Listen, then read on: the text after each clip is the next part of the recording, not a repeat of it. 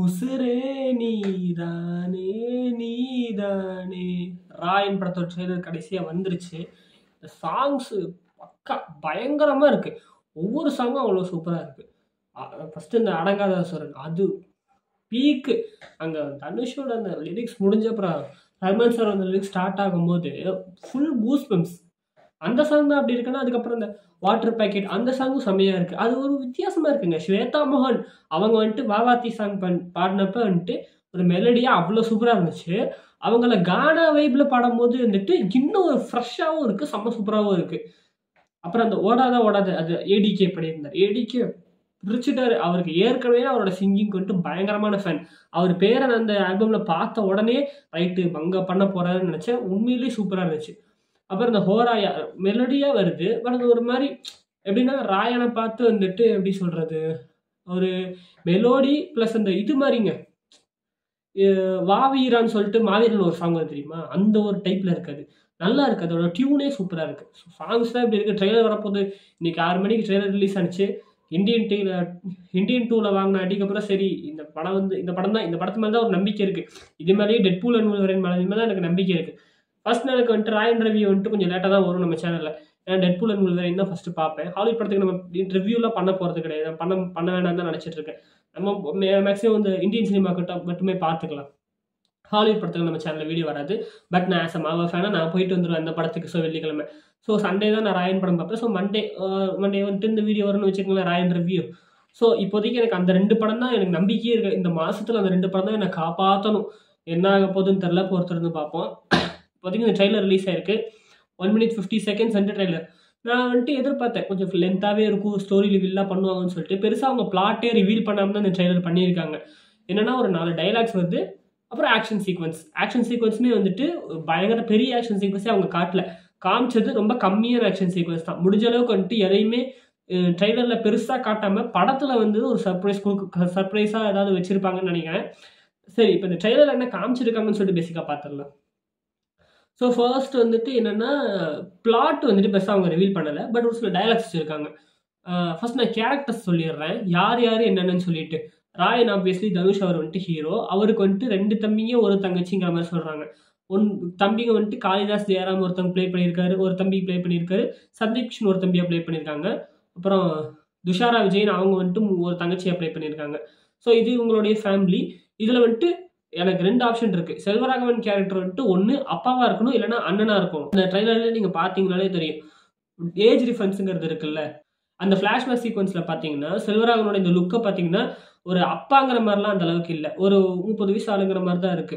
30 வயசு ஆளுக்கு இவ்வளோ ஒரு 10, 12 வயசு இருக்கிற ஒரு பையங்கிற மாதிரி நம்புற மாதிரி இருக்காது. நம்புற மாதிரி இல்லல்ல.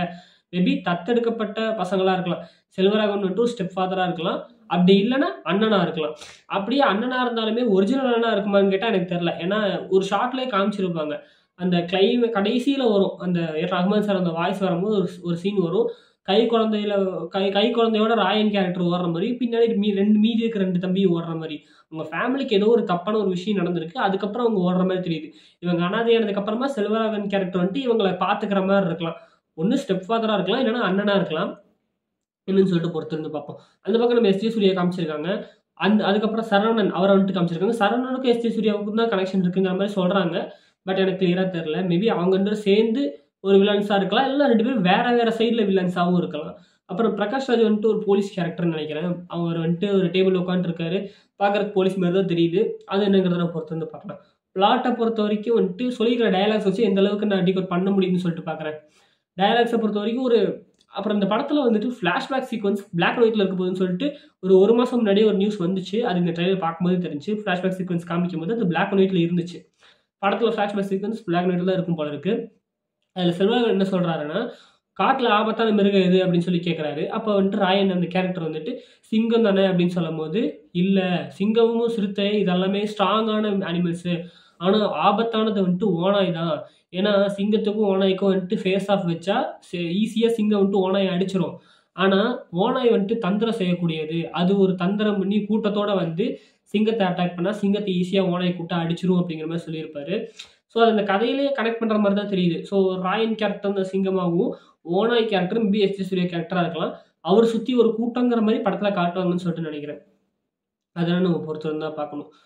அப்புறம் இன்னொரு ஒரு ரூமருமே 1 மாசத்துக்கு முன்னாடி வந்திருந்துச்சு. ஒரு 1 1/2 மாசத்துக்கு முன்னாடி அந்த ரூமர் வந்திருந்துச்சு. என்னன்னா இந்த படத்துல வந்துட்டு ராமாயணத்தோட ரெஃபரன்ஸும், மகாபாரத்தோட ரெஃபரன்ஸ் இது 2த்துல ஏதோ ஒரு ரெஃபரன்ஸ் வந்து இந்த படத்துல இருக்க போதுங்கிற மாரி சொல்லியிருந்தாங்க. ட்ரெய்லர் பார்க்கும்போது வந்துட்டு எனக்கு என்ன தோணுச்சுன்னா, மகாபாரத்தோட ரெஃபரன்ஸ் எனக்கு தோணுச்சு. பட் ராமாயண ரெஃபரன்ஸ் எனக்கு தோணல. அப்புறம் நான் கொஞ்சம் யோசிச்சு பார்க்கும்போது தான், மேபி செல்வராகவன் அண்ணன் கேரக்டரா இருந்தா 4 அண்ணனுங்க. அப்படி பார்க்கும்போது ராமாயண ரெஃபரன்ஸ் வருது. பட் அப்பயுமே எதுவும் ஒட்டல. பட் மகாபாரத ரெஃபரன்ஸ் எனக்கு தெரிஞ்சது. என்னன்னா பார்த்தீங்கன்னா, இப்ப இந்த பக்கம் ராயனோட ஃபேமிலி, அந்த பக்கம் எஸ்.ஜே. சூர்யா அவர் இருக்காரு. அவருக்கும் ஒரு ஃபேமிலி இருக்கணும். அத ட்ரெய்லர்ல காட்டல. மேபி ஒரு பெரிய ஃபேமிலியா இருக்கலாம். ஸோ காட்டும்போதே வந்துட்டு அந்த பாண்டவர்கள், கௌரவர்கள் மாரி தெரியுது. எனக்கு என்னமோ இது ஒரு ஃபேமிலி ட்ராமா பிளஸ் அந்த இது இருக்கும்னு நெனைக்கிறேன். ஒரு குடும்ப பகை, காலங்காலமா போயிட்டு இருக்கிற பகைன்னு சொல்லிட்டு ஒரு டிப்பிக்கலான ஒரு ஜானர் இருக்கும்ல. அந்த ஜானருக்கும் இந்த படம் வர மாரி தெரியுது. ஸோ இப்ப அப்படி பார்க்கும்போது எஸ்.ஜே. சூர்யா இவங்க எல்லாருமே ஒரே ஃபேமிலி தான். பட் இப்போதைக்கு ஏதோ ஒரு பகையில இருக்கிற மாரி தெரியுது. கிளியரா என்னங்கிறது நமக்கு தெரியல. மேபி இந்த ஃபிளாஷ்பேக்ல தான் எக்ஸ்பிளைன் பண்ணுவாங்கன்னு சொல்லிட்டு நினைக்கிறேன். அது நம்ம பொறுத்திருந்து தான் படத்துல பார்க்கணும். அப்படிதான் எனக்கு இந்த மகாபாரத்தோட கனெக்ட் எனக்கு தெரிஞ்சது. அப்புறம் நான் இன்னொரு விஷயம் பார்த்தேன் இன்டர்நெட்ல. Instagramல பார்த்தேன். அது பார்த்தோனே எனக்கு ரொம்ப ஆச்சரியமா இருந்துச்சு. அது என்னன்னா, என்ன சொல்றாங்கன்னா, 2 பேருமே ஈவில் சைடு அப்படின்னு சொல்றாங்க. அதாவது இந்த பக்கம் பார்த்தீங்கன்னா, ராயன எடுத்துக்கிட்டீங்கன்னா, அவரு ராவணன வந்துட்டு இது பண்ற மாரி இருக்கு. அப்படிதான் ராமாயணத்தோட ரெஃபரன்ஸ்ங்கிற மாரி சொல்றாங்க. ஸோ ராவணனுடைய அந்த ரெப்ளிகாவ தான் ராயன காமிச்சிருக்காங்க அப்படின்னு சொல்லிட்டு. அது எப்படி சொல்றாங்கன்னா, ராவணனுக்கு மொத்தம் 2 தம்பிங்க, 1 தங்கச்சி. அதே மாரி இந்த படத்துல பார்த்தீங்கன்னா, ராயனுக்குமே 2 தம்பிங்க, 1 தங்கச்சி. ஸோ ஸ்டோரிய பொறுத்தவரைக்கும் ராமாயணத்துல சூர்பனகை அவங்க தங்கச்சி கிட்ட இருந்து தான் ஸ்டோரியே ஸ்டார்ட் ஆகும். ஏன்னா, அவங்க தான் போயிட்டு அந்த பக்கம் ராமருடைய தம்பிகிட்ட வந்துட்டு வம்பிழுத்து அங்கிருந்து தான் பிரச்சனையே ஸ்டார்ட் ஆகும். அதனால தான் ராவணன் வந்துட்டு சீதையை கடத்துற மாரி சில விஷயங்கள் நடக்கும். ஸோ தங்கச்சினால தான் வந்துட்டு பிரச்சனை ஸ்டார்ட் ஆகுது. ஸோ அதே மாரி இந்த படத்துலயுமே தங்கச்சினால பிரச்சனை ஸ்டார்ட் ஆகுற மாரி இருக்கலாம். துஷாரா விஜயனுக்கு ஏதோ ஒரு தப்பா ப்ரொனவுன்ஸ் பண்றேனான்னு தெரியல. அவங்க பேர் என்னன்னு சொல்லிட்டு தப்பா இருந்தா மன்னிச்சுக்கங்க. அவங்களுக்கு ஏதோ ஒரு தப்பு நடக்குது. இல்ல அவங்களுக்கு ஏதோ ஒரு அநியாயம் நடக்குது. அந்த மாரி இருக்கலாம். இல்லன்னா அவங்களால கூட நடக்கலாம். அதிலிருந்து கதை ஸ்டார்ட் ஆகுற மாரி இருக்கலாங்கிற மாரி சொல்றாங்க. அதுக்கப்புறம் இன்னொன்னு மேஜரா வந்துட்டு என்ன அப்புறம் இன்னொரு விஷயம் நான் கவனிச்ச விஷயம் என்னன்னா, யுனிவர்சலா ஒரு டாபிக் இருக்குல்ல. ஒரு ஜானர் இருக்குல்ல. அதாவது ஆரம்பத்துல ஹீரோ வந்துட்டு அமைதியா இருப்பாரு. எந்த சண்டையும் இல்ல, வேணாம் அப்படிங்கிற மாரி இருப்பாரு. ஆனா அதுக்கப்புறமா தான் கொஞ்சம் அந்த ஒரு குறிப்பிட்ட விஷயம் நடக்கும். அதுக்கப்புறமா தான் அவர் இறங்கி களத்துல இறங்கி சில சம்பவங்கள் செய்வாரு. ஸோ பாஸ்ட்ல அவர் வந்துட்டு சம்பவம் செய்யக்கூடிய ஆளா இருந்திருப்பாரு. இல்லன்னா சம்பவம் வேணாங்கிற மாரி இப்போ ஒதுங்கி இருக்கிற ஆளுங்கிற மாரி வந்துட்டு ஒரு யுனிவர்சல் டாபிக் இருக்கு. பாஷா படத்துலருந்து ஏகப்பட்ட படங்கள் அந்த ரெஃபரன்ஸ் எல்லாமே இருக்கு. அது இந்த படத்துல எனக்கு லைட்டா தெரிஞ்சது. ஏன்னா ஒரு சீன்லயே பாஷா சீன் மாரியே ஒரு சீன் வந்துச்சு. ஒரு போலீஸ் கேட்பாரு. "எப்படி அவனுங்கள வாபஸ் வாங்க கேஸ?" அப்படிங்கிற மாரி கேட்கும்போது, அந்த இடத்துல நான் என்ன எதிர்பார்த்தேன்னா வந்துட்டு உண்மைய சொன்ன அந்த மாரி பாஷா டயலாக் மாரி ஏதோ ஒண்ணு வரப்போகுதுன்னு நெனைக்கும்போது, அங்க என்ன பண்ணாங்கன்னா, கெஞ்சி கேட்டேன் சார் அப்படின்னு சொல்லிட்டு சொல்லுவாரு. ஸோ லைட்டா அந்த இதுங்கிறது வரத்தான் செய்யுது. ஸோ இப்போ வந்துட்டு அந்த ஆரம்பத்துல அவர் வந்துட்டு இந்த அடிதடி வேணாம்னு ஒதுங்கி இருக்கிற மாரி தெரியுது. Maybe S J. சூர்யா கேரக்டர் தான் வம்பிழுத்திருக்கலாம். இல்லன்னா வேற ஏதாவது ஒரு வகையில அவங்களுக்கு ஏதாவது பிரச்சனை வந்திருக்கலாம். அப்போ வந்துட்டு அவரு அந்த பிரச்சனை வேணாம்னு ஒதுங்குற மாரி இருக்கும் போல இருக்கு. அண்ட் இந்த படத்துல வந்துட்டு ஏதோ ஒரு கேரக்டர் கொல்லப்படும் அப்படிங்கிற மாரியே சொல்றாங்க. அது வந்துட்டு மேபி செல்வராகவன் கேரக்டரா இருக்கலாம். அப்படி இல்லன்னா துஷாரா விஜயன் அவங்க தங்கச்சி கேரக்டரா இருக்கலாம். இல்லன்னா காளிதாஸ் ஜெயராம் இல்லன்னா நம்ம சந்தீப் கிஷன் அவங்க இருக்கலாம் அப்படிங்கிற மாரி சொல்றாங்க. இல்லன்னா 2 தம்பிகளுமே சாகறதுக்கு வாய்ப்புகள் இருக்குமே சொல்றாங்க. அப்புறம் இன்னொரு விஷயம் என்னன்னா, சந்தீப் கிஷனுக்கு லவ் இன்ட்ரஸ்டடா அபர்ணா பாலமுரளி அவங்க ஆக்ட் பண்ணியிருக்காங்க. மேபி அவங்களுக்கு கூட ஆபத்து ஏற்படலாம். மேபி இந்த செகண்ட் ஹாஃபோட சைடு வரும்போது, அவங்களுக்கு கல்யாணம் ஆகுற மாரி ஆகி, அங்கருந்து ஏதோ ஒரு ப்ளே கூட நடக்கலாம். பட் ஏதோ ஒரு சம்பவம் வந்துட்டு இந்த குடும்பத்துல இருக்கிற யாரோ ஒருத்தர் சாக போறாங்க. அங்கருந்து தான் ஸ்டோரி வந்துட்டு ஒரு பீக்குக்கு ஸ்டார்ட் ஆக போகுதுங்கிற மாரி எனக்கு தோணுது. ஸோ அந்த ராயன் கேரக்டர் ஒரு ரிவெஞ்ச் எடுக்கக்கூடிய ஒரு இடத்துக்கு போற மாரி இருக்கலாங்கிற மாரி தோணுது. இந்த ஃபர்ஸ்ட் ஷாட்ல ஒரு விஷயம் காமிச்சிருக்காங்கல்ல, அந்த தண்ணிய ஊத்துறது தலையில. அத பார்க்கும்போது எனக்கு என்னமோ வந்துட்டு இன்டர்மிஷன் ஷாட்டா, அதாவது இன்டர்மிஷனுக்கு அப்புறமா வர ஷாட்டா இருக்குமோன்னு தோணுது. ஒரு சம்பவம் இன்டர்மிஷன்ல பண்ணிட்டு, அடுத்த ஷாட்ல இந்த சம்பவம் அதாவது அந்த ரத்தத்தோட வந்து உட்கார்ந்துருக்கும்போது, அதுல தண்ணி ஊத்தி அந்த ரத்தத்த வந்துட்டு இது பண்ற மாரி இருக்கலாம்னு எனக்கு தோணுது. என்ன நடக்க போகுதுன்னு தெரியல. பொறுத்திருந்து பார்க்கலாம்.